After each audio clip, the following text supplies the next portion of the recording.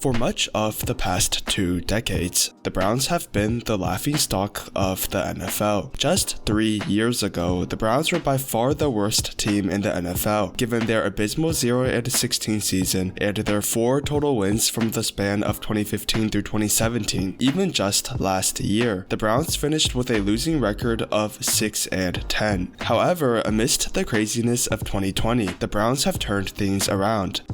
With an offense led by the best running back duo in the NFL, in Nick Chubb and Kareem Hunt, and the improved play of Baker Mayfield, and a defense led by the potential defensive player of the year in Myles Garrett, the Browns are set to clinch a playoff berth for the first time in 18 years. This has left some NFL fans wondering, could this finally be the year that the Browns win a Super Bowl? Although the Chiefs remain the team to beat, this is still the first time in a while that there is a non-zero chance for the Browns, which leads me to the topic of this video, where I will be discussing how close exactly that the Browns have been to winning a Super Bowl.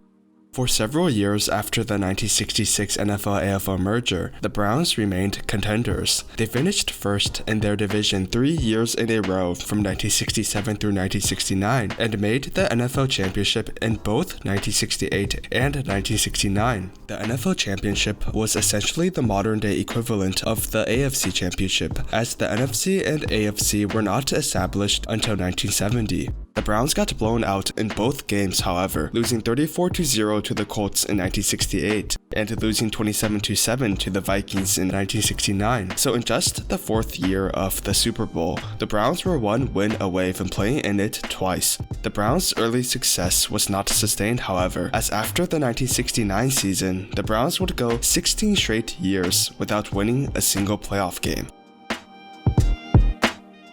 The Browns turned things around in 1986, where they were led by Bernie Kosar to a 12-4 record in the regular season. They then advanced to the AFC Championship for the first time in franchise history, where they played the Broncos, who were led by John Elway.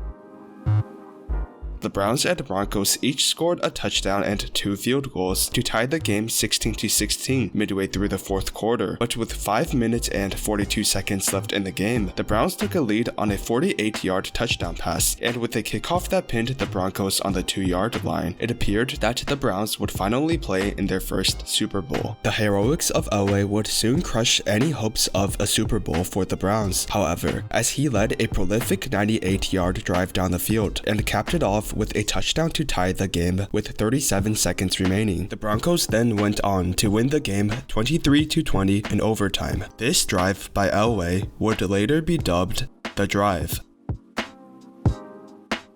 The Browns made their second AFC championship in a row 1 year later in a rematch with the Broncos. This time, the Broncos led by a large margin throughout the first half, with the score being 14-0 in the first quarter and 21-3 at halftime. The Browns would come back and outscore the Broncos 21-10 in the third quarter to bring the score to a much more manageable 31-24. In the fourth quarter, each of the teams scored a touchdown to bring the score to 38-31 Broncos. Down 7 with around 4 minutes left, the Browns got the ball back on their 25-yard line with a chance at a game-tying drive. After several plays and penalties, the Browns found themselves at the 8-yard line.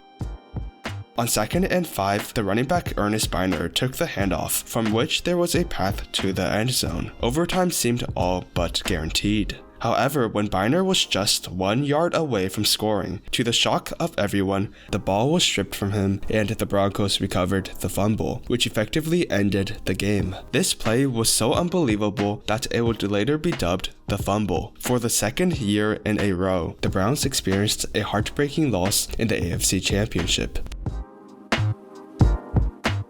The Browns lost in the wildcard game 1 year later, but 2 years after the fumble, they made their third AFC championship in 4 years, where they had their second rematch with the Broncos. The Browns were shut out in the first half as the Broncos led 10-0 at halftime, but the Browns closed the lead to just 3 points in a high-scoring third quarter where the two teams combined for 5 touchdowns. The Browns couldn't keep up this pace in the fourth quarter as they were outscored 13-0 in the quarter, resulting in a much much less dramatic finish compared to the previous two AFC Championship games. Once again, the Browns were not able to make their first Super Bowl. This run of AFC Championships also ended after their third matchup with the Broncos, as the Browns would win a total of one playoff game from 1990 through 2002. It failed to even reach the playoffs since 2002. This playoff drought included the second 0-16 season in NFL history and a streak of 7 fourth-place AFC North finishes in a row. This drought will end this season though, as the Browns have shaped into legit contenders. But unless they can somehow upset the Chiefs, the Browns will remain one of 4 NFL franchises to never even make a Super Bowl appearance, and the 23-20 overtime loss in the 1986 AFC Championship will remain the closest that the Browns have been to winning the Super Bowl.